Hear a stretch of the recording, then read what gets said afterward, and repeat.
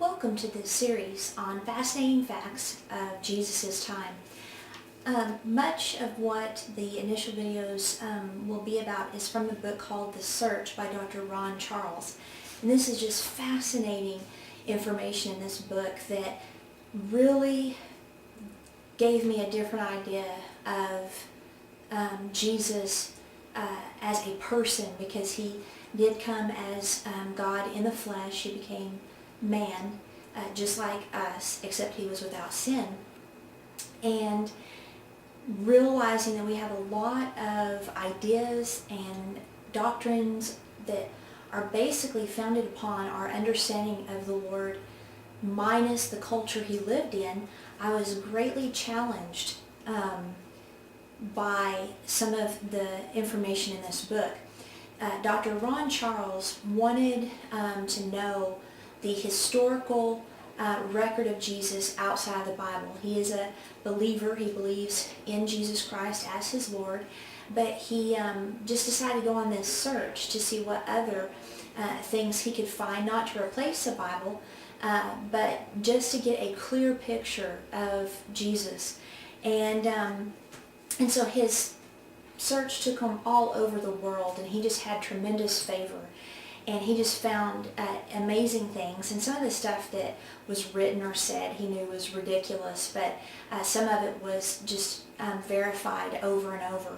And one of them that I want to talk about today is a dream that Tiberius had. Now, Tiberius said that in his dream, now this is recorded in a document called the Hyotiki Leaves, and it's in March 13th of the year AD 17. And so this is at the height of the Roman Empire controlling Israel, and the Lord is approximately probably entering in his young adult years. But it says that he was on a visit to Gathium, Greece, and it was so profound and affected him so much that literally set his course until the end of his life, and even his policies as a country. He said that in the dream, he, Tiberius, was sitting on his sentencing chair, which he called the seat of judgment, in an otherwise empty Senate assembly. When the man walked in, Tiberius immediately arose and uncharacteristically bowed before him. The man then addressed Tiberius and told him to rise and not bow before him, for he was but a mere messenger representing and sent by the most ancient of days, and always in the present I am. What's interesting is Paul talked about in Corinthians how we would all come before the judgment seat, or the bema seat of Christ. And so we see that that was definitely a Roman Greek culture thing. And the messenger then introduced himself as Genius. And he said during the reign of Augustus Caesar, the Theosphus, this name was more of a title than a proper name, was born of a simple virgin maiden within the eastern provinces of the dominion of Augustus.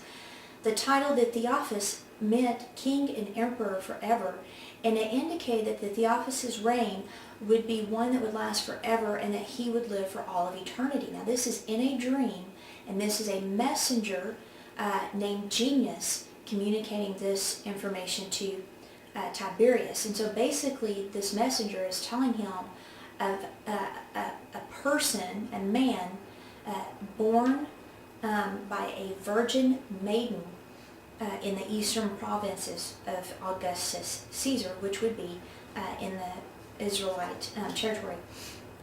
Genius went on to tell Tiberius that the kingdom of the Theosphus would be a kingdom that would encompass the whole earth, and one that would last forever.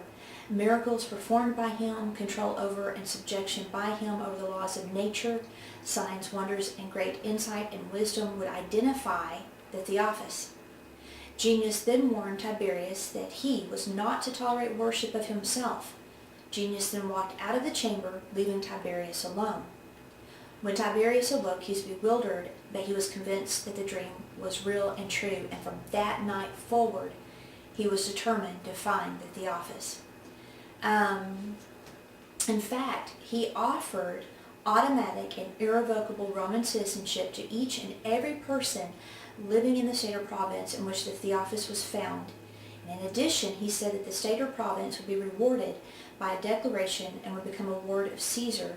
In essence, that state, region, or nation would lose its national identity and would become a religious state and the personal property of Caesar, subject to him only. He also said that he would not accept any personal form of worship for himself as the emperor. He did later revise that, saying, well, if people must, then they needed to direct it to Genius, who he claimed was his guiding spirit. So you can see, not being a believer, not understanding the great I am, he, obviously went off track. But what is interesting is that from that point on, his search for the Theosphus was very much ongoing. He would send delegates and people to investigate any possible reporting of signs and wonders and miracles being performed by someone, and they had to meet specific criteria in order to possibly be considered Theosphus. We'll see this come up repeatedly in these videos, but just so you know, later, whenever Jesus began his ministry, he was the top candidate of Theosphus, and Herod was called to the carpet to give a reason as to why he allowed him to be crucified. And from the point that Jesus was crucified, they believed that the Theosphus had been killed. And so it's a fascinating story. Like I said, we'll get into it more, but this is one of the tidbits, the fascinating facts of the Bible, the context with which we do not have any knowledge of outside of separate sources.